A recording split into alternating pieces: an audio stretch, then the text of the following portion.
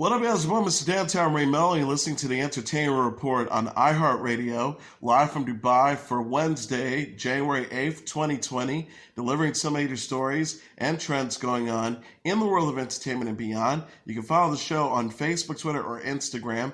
Facebook.com/Entertainment Report with Ray Melo, that's RAYMELO, on Twitter at The Enter Report, or on Instagram at The Entertainment Report. You can listen to the show anytime you want on iHeartRadio. Just go to iHeart.com or your iHeart phone app, search for The Entertainment Report, and it'll take you to the page.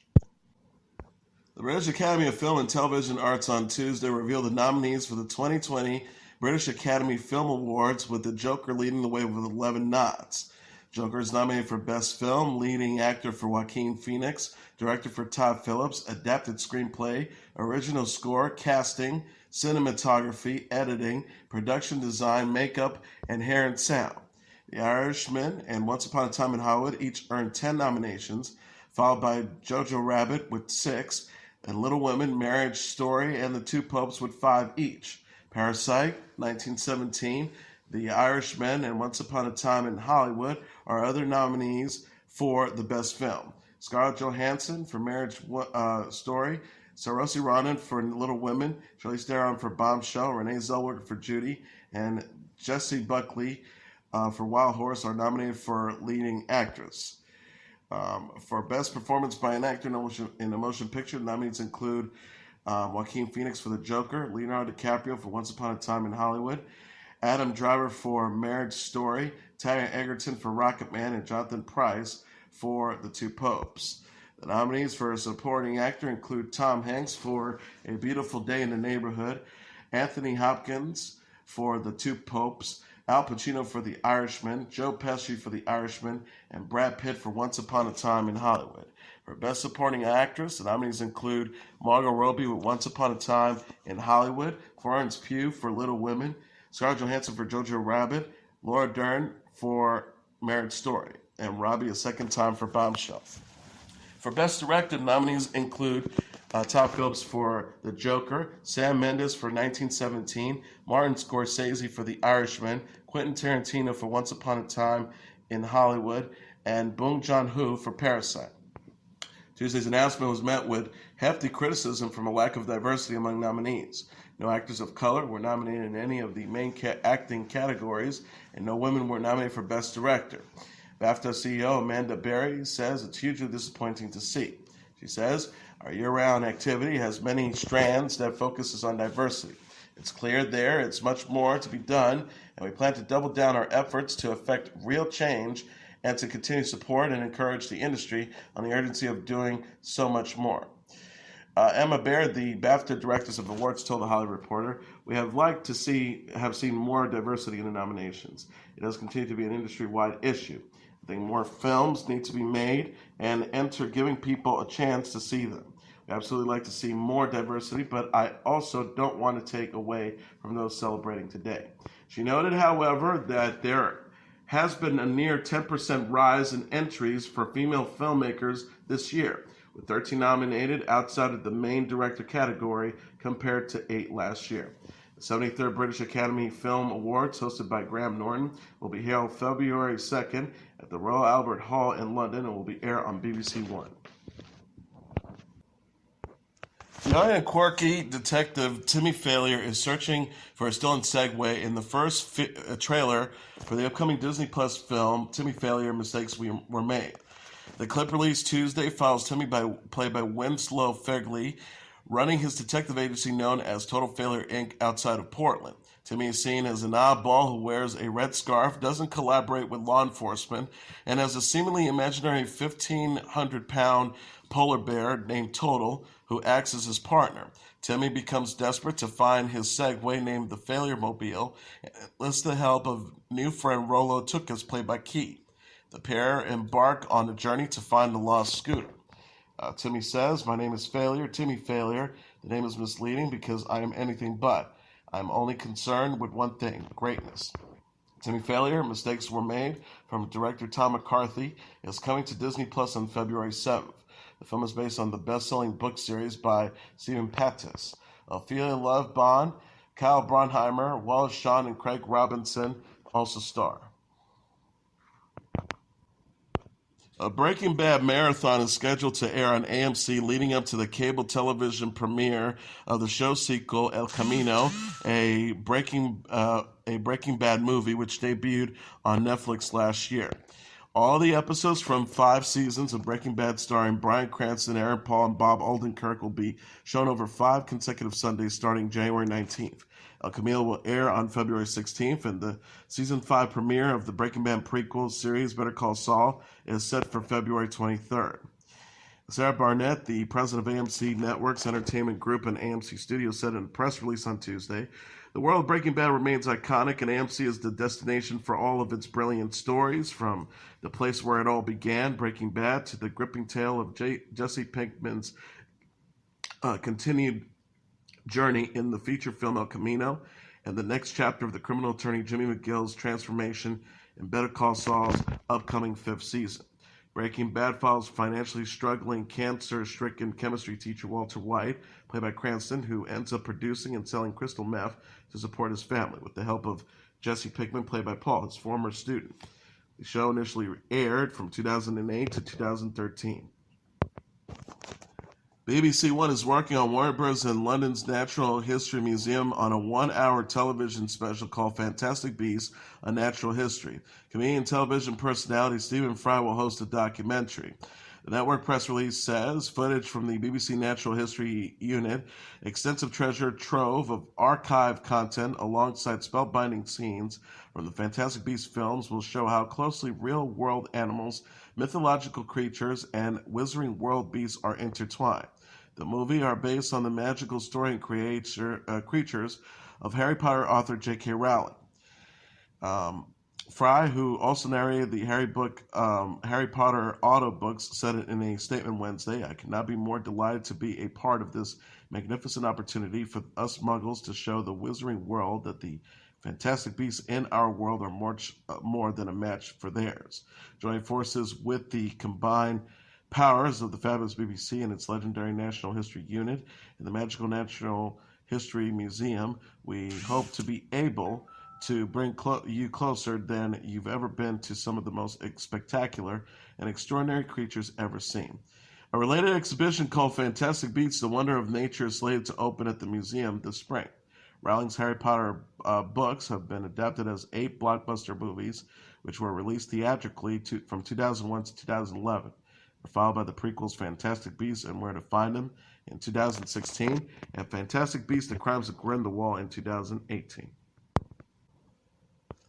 Rachel Brosnahan said on Jimmy Kimmel Live that fans of her show, The Marvelous Mrs. Maisel, got disappointed when they realized she had blonde hair.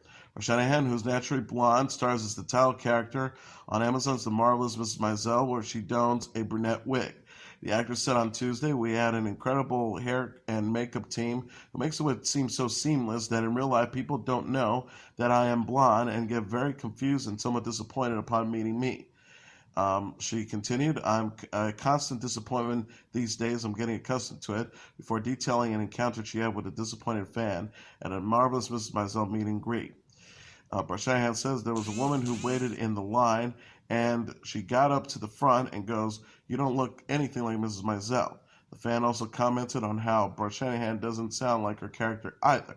Brosnahan also detailed how Rami Malek and Amy Poehler helped her husband Jason Ralph fix his broken clip on bow tie at the Golden Globes. She says, "People say celebrities are mean. That's Hollywood's kind of a toxic place.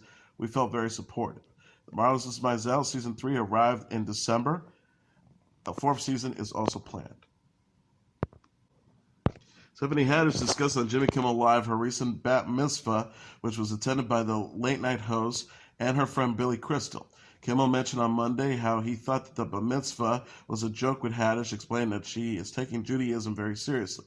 Haddish says, "I don't joke about religion like that. If I have a microphone in my hand, I might be joking about religion, but if I'm talking to you mano a mano, I'm telling the truth." Haddish then detailed her friendship with Crystal, who spoke at the bar mitzvah. She said about Crystal, "He's my everything. He's amazing. He taught me so much, like he's my second rabbi. Like if I got issues going on, I'll take it to him." The comedian continued, "He gives me some of the best advice. He's been in the business for over 60 years, and he taught me some really valuable lessons. I wish I would have known him sooner in my career." Haddish said that for her bar mitzvah, she was gifted a diamond necklace from Barbra Streisand and a Bible with the diamond crucifix from Beyonce's mother, Tina Knowles. Haddish says, "So I read from that in the Torah every day."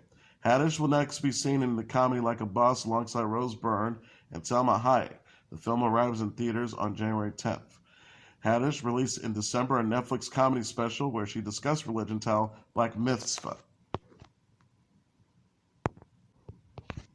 The CW said it has renewed 13 shows for the 2020-2021 television season. Set to return for a second season are Batwoman and Nancy Drew. Also renewed are All-American, Black Lightning, Charm, DC's Legends of Tomorrow, Dynasty, The Flash, In the Dark, Legacies, Riverdale, Rosewood, New Mexico, and Supergirl. The cable network also ordered 13 more episodes of its soon-to-launch series Katie Keene, starring Lucy Hale, Ashley Murray, Johnny Beauchamp, and Julia Chen. Mark Peterwitz, the network's president, said in a statement Tuesday, "These early orders for next season gives our production teams a head start in plotting our story arcs and a jump on hiring staff, and this also provides us with a strong foundation of established fan-favorite CW shows to build on for next season."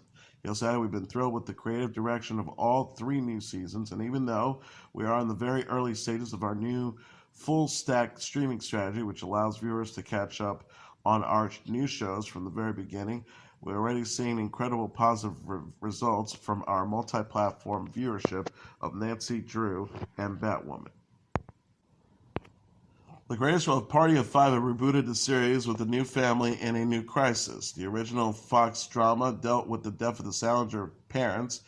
In the reboot by Amy Lipman and Christopher Kaiser, the U.S. deports Javier, played by Bruno Bucher, and Gloria Acosta, played by Fernanda Urella, to Mexico, while the children remain in the States.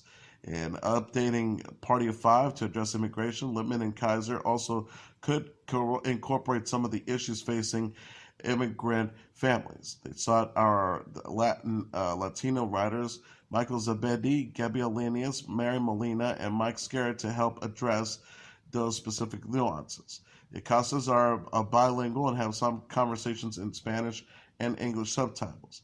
Littman says there's no series without that. I think you can tell a story about a bicultural family without authentically representing half of their culture. Having native Spanish speakers on the writing staff helps make those Spanish conversations more natural. Littman says, "I, as a non-Spanish speaker, really needed to rely on our staff to make sure that when translating something that was written in English, that it felt authentic being spoken in Spanish. The show can't simply be a slavish interpretation of the English dialogue. It needs to work as a dialogue that Spanish speakers could easily speak to each other."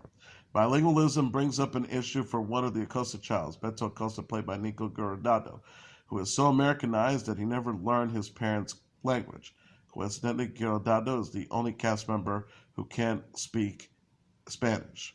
Emilio Acosta, played by Brandon Laracuente, is the oldest and comes back to the family home to care for his siblings and keep the family restaurant running.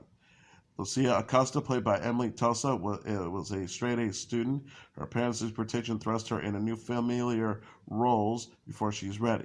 The situation also presents her an opportunity to get involved in social activism, a subplot the original series never explored.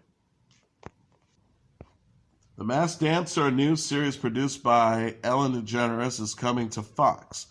The network said in a press release Tuesday that it's teaming up with DeGeneres on the reality competition featuring celebrities in costumes.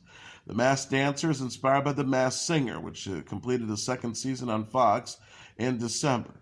On the new series, celebrities contestants will perform dance in head-to-toe costumes as the audience tries to guess their identities. The Masked Dancer started as a segment on the Ellen DeGeneres Show in January 2019. Howie Mandel, Sean Hayes, Derek Huff, and the Masked Singer judge Ken Jeong competed on the show.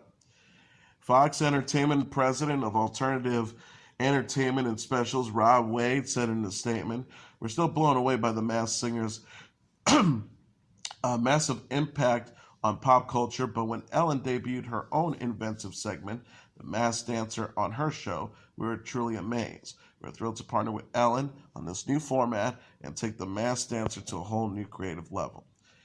DeGeneres says this is going to be just as fun and suspenseful as The Masked Singer, but with a lot of more crumbing, and I cannot wait.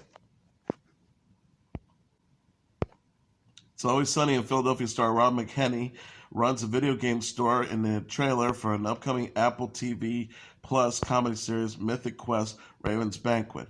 The clip, released Tuesday, features McElhenney as Ian, an egotistical game developer who takes all the credit for his team's hard work. Ian and his studio are behind the biggest multiplayer game of all time, titled Mythic Quest. Ian causes problems and heartaches for his team when he wants to be added into the game as a playable character. The developer continues to push his colleagues to the brinks as he strives to make Mythic Quest better.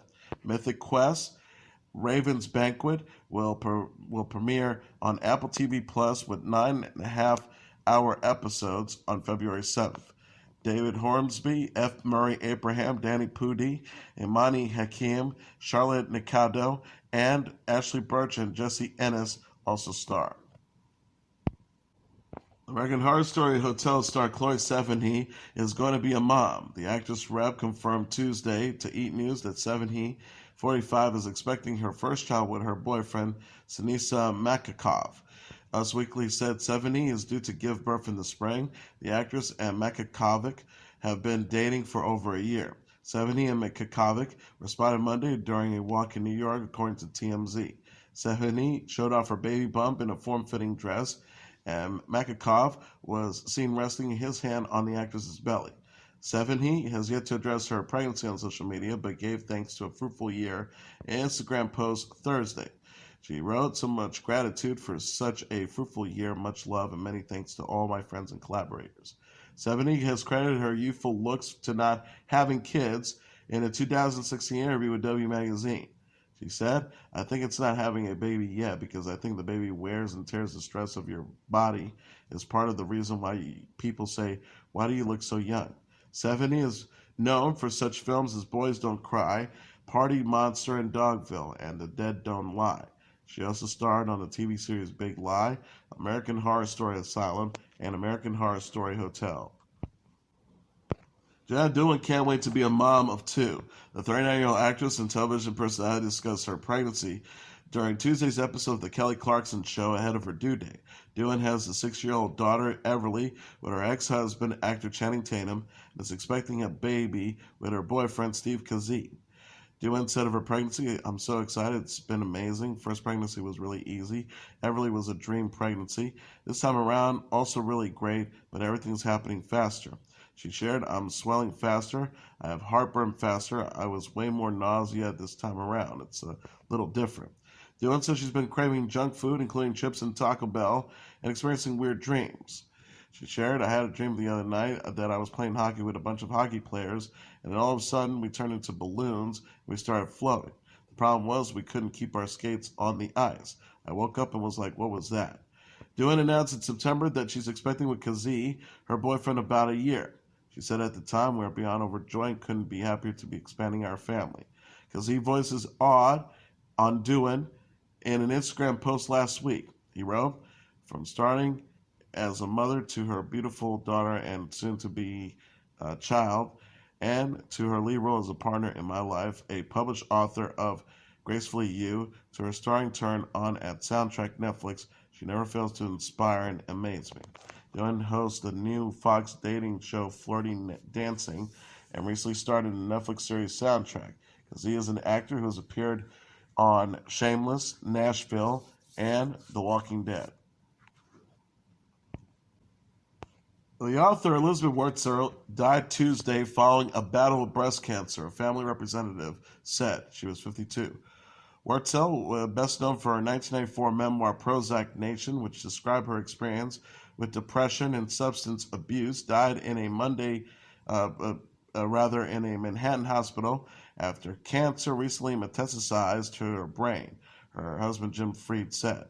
The family spokesperson told NBC News she put up a valiant fight, and we admired her for that. We deeply love her and hope she rests in peace.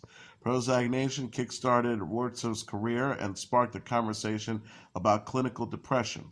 She followed up the memoir with a collection of essays titled Bitch, in praise of difficult women, and another memoir, More Now Again, a memoir of addiction. Wurtzel announced her breast cancer diagnosis in a 2015 op-ed in The Guardian, in which she declared she was early for history. She was diagnosed with metastatic breast cancer stemming from the BRCA gene, and advocated for Ashkenazi Jewish women to be tested more than for the mutation, as they are 10 times more likely to be BRCA positive. Wurtzel was 52. Country music guru Rascal Flatts will launch a farewell tour in June. Frontman Gary LeVox, bassist Jay DeMarcus, and guitarist Joe Don Rooney share plans for a final tour and new music during Tuesday's episode of CBS This Morning. LeVox says, "Farewell means we really haven't had a break in 20 years, even had time to reflect. Our fans have given us so much, we have achieved so many milestones in our career." DeMarcus and Rooney said the tour is meant as a goodbye and a thank you to fans. Rooney says, "It's our way of showing appreciation with a humble heart." DeMarcus added, "We don't have any plans right now. We want to take the year and focus on celebrating with our fans of 20 years. LeVox, DeMarcus, and Rooney denied anyone is sick or that there are tensions in the group. The trio are leaving for the future to be open to a reunion. DeMarcus says, "We make music and that's what we'll do. We may do it again someday collectively. We all still love each other." Rascal Flatts confirmed it will release new music this year. The group released its 10th studio album, Back to Us, in May 2017. Rascal Flatts confirmed plans for the farewell tour in an Instagram post Tuesday. The group wrote, "When we started out 20 years ago, we could not imagine all of the people, places, and gifts we would encounter. All head out on the Rascal Flatts farewell. Life is like a highway tour. There's no sadness, just new chapters, new journeys, and new beginnings."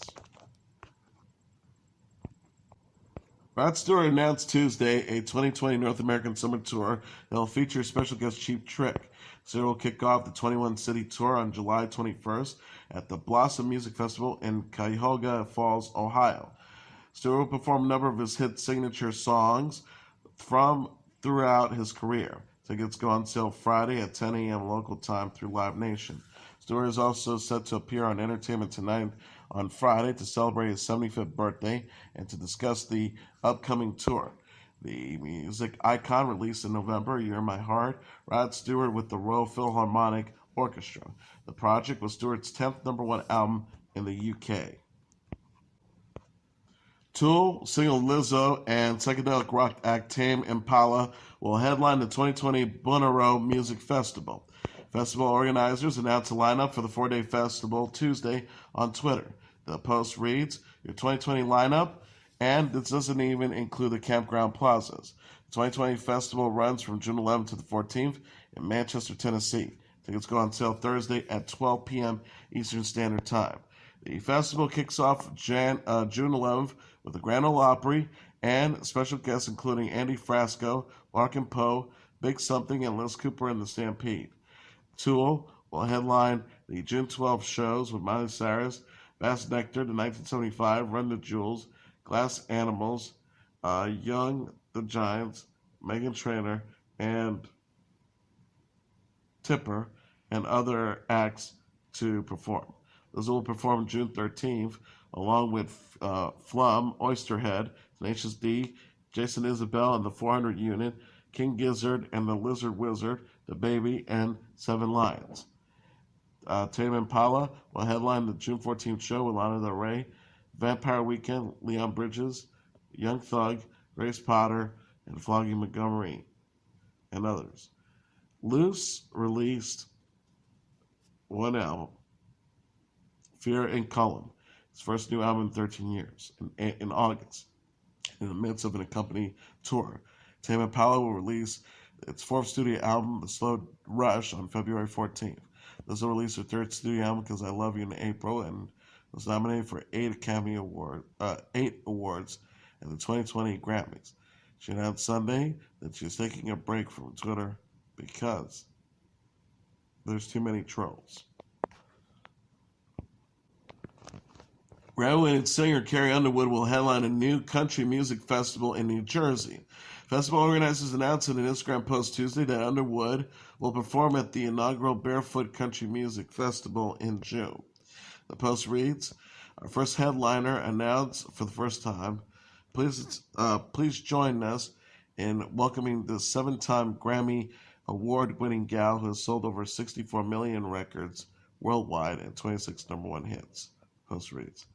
The festival will take place June 19th to 21st in Wildfire, New Jersey. Tickets go on sale Friday at 8 a.m. Eastern Standard Time, ranging from $149 for general admission to $947 for super VIP passes. Organizer says that the festival will feature 30 plus of the hottest of country's hottest artists. Additional performers will be announced soon. Underwood released her 6th studio album, entitled Crybaby. She supported the album with her Cry Pretty 360 tour, which ran from May into October. Underwood announced in December that she is stepping down as the host of the Country Music Association Awards, and it does time.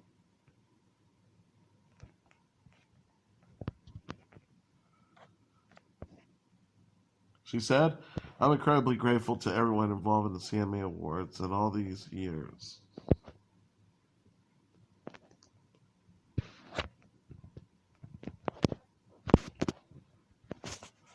2019 CMA Awards took place in November with Underwood and Brad Paisley as co-hosts. Now, South Korean boy band BTS will release a new album in February. The K-pop group's agency Big Hit Entertainment announced Tuesday on Weverse that BTS will release the album Map of the Soul 7 on February 21st. Pre-sales for the album begin Thursday, with additional details being announced on WeServe and Fan Club. Big Hit Entertainment said, referencing to BTS's fans' army, "We look forward to continued interest and support from all of our army."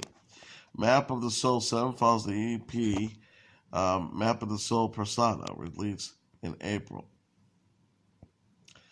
BTS rep said in a statement, "Anticipation remains high as BTS continues the Map of the Soul series," a BTS representative said. BTS has teased new music in an interview with Paper magazine and in November. BTS consists of Jin, Sugar, J-Hope, RM, Jimmy Chin, Jungkook, and debuted as a group.